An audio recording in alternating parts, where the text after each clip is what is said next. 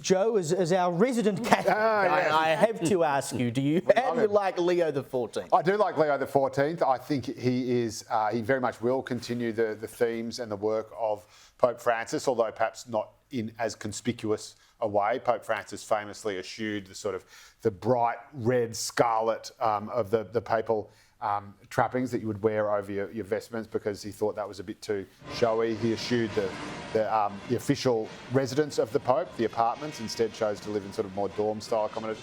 You don't really need to do it. You don't need to wear a hair shirt, I don't think. You just need to do the work. And so a lot of people thought that Pope Leo XIV wearing the full vestments was a good sign that he was a bit more of a traditionalist. He's from America, obviously. He was born in Chicago on the south side, but spent pretty much his entire career in Peru as a missionary. He only became a cardinal in 2023, or rather, he was only appointed a cardinal at the end of 2023. He only took up the actual formal role in 2024. So he's been a cardinal 1 year, and now he's Pope. That is phenomenal, and no prizes for guessing who made him a cardinal.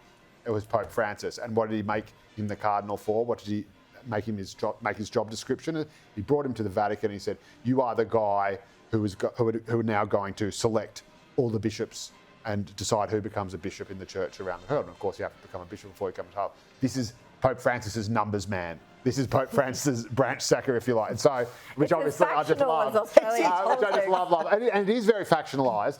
And so the idea that he represents a break or a backlash against Francis is absolute bunkum. He is a 100% card-carrying, wholly owned subsidiary of Pope Francis, and I think that is absolutely fantastic. He does have traditional values on abortion, which I'm sure you would like, as you would expect a Catholic to, but in terms of social justice, helping the poor, saying that everyone is equal in the eyes of Jesus Christ, not there is not a hierarchy as J.D. Vance suggested, and he said in a very gentle way, Jesus just loves everybody. It wasn't getting too political, but yeah, a lot was made about his criticism of J.D. Vance, but if you actually look at his history, he's also criticised Hillary Clinton for her views on abortion, as Joe points out, and he's criticised gender ideology, especially in schools as well, pointing out that in his view and in the Catholic Church view, there are two genders.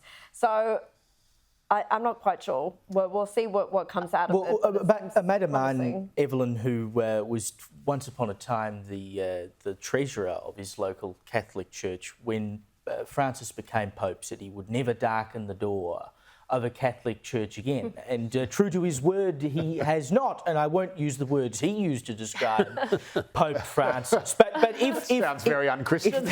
It was rather unchristian. But if the Catholic Church is to continue along that trajectory, what is the purpose of the church going forward? Because I'm not a Christian myself, but I've always had a little bit of sympathy for the Catholics in that they're the only mob who seem to have stuck to the line a little bit. But if you continue under the Francis way, where does the church go? Well, it goes straight to hell. I'm kidding.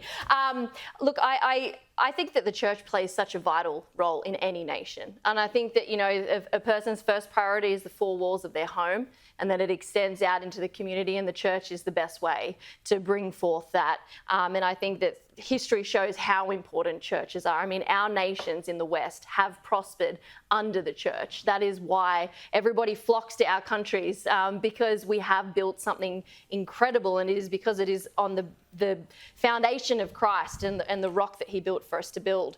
But, it's interesting because there are so many reports. I think everybody flocked to Twitter to see, what does this guy have to say about the world, about these ideological matters? He's come out and he's said, very strongly that he on sexuality and gender and abortion, like you said, Joe, I feel that's perhaps more conservative than Pope Francis. But I think in terms of immigration, he has gone after J.D. Vance.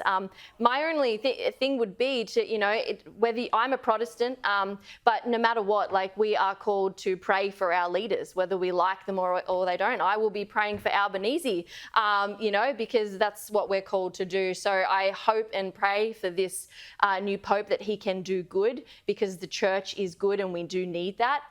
But I do hope and pray that J.D. Vance can actually convince him that there is a distinction between loving thy neighbour and looking after the foreigner, because I would 100% 100% align with JD Vance on his stance on that. And I think a lot of people, particularly Americans, would also agree with that too. So hopefully JD Vance can get in. There are no with foreign- you. It's Paul. There is no Jew or Gentile. We are all one in Christ But there is Jesus. a That is distinction Saint between Paul. neighbour and That sojourner. is Saint Paul. He said no. foreigner. He said that he absolutely get said along- there was no distinction whatsoever. He expressly made Joe, that we clear. still have to That's have the our foundation. theological show. We're not going to solve the problem for the Catholic Church tonight, but some very quick thoughts, Kel. Look, it's too soon to know. We can't be certain. I mean, I'm not a Catholic. I'm a boring old Anglican. But I think for Joe's sake, I'd like him to be a Kel. good leader because Joe needs good leadership. So that's what I'd really like.